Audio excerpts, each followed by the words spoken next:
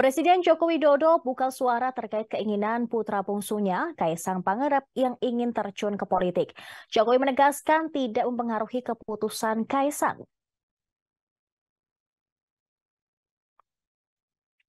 Diakuinya, Kaisang sudah menyampaikan keinginan tersebut kepada dirinya.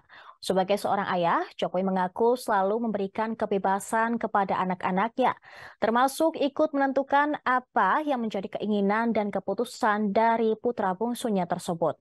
Sebab menurut Jokowi, anak-anaknya sudah memiliki keluarga masing-masing, sehingga harus bertanggung jawab dan membuat keputusan sendiri.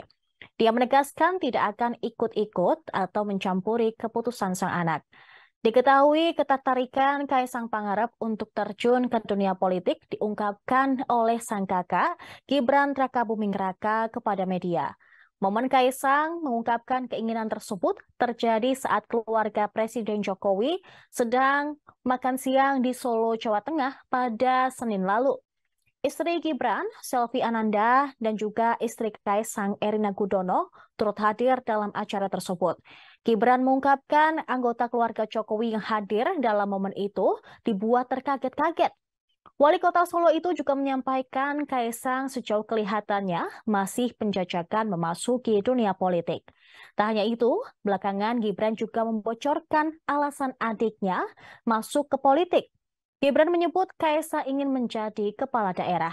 Namun terkait keputusan akhir, apakah benar-benar Kaisang akan terjun ke dunia politik, kami masih menunggu untuk konfirmasi langsung oleh Kaisang Pangarep.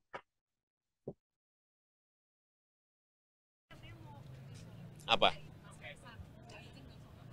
Sudah ngomong ke saya, tapi saya selalu memberikan kebebasan kepada mereka.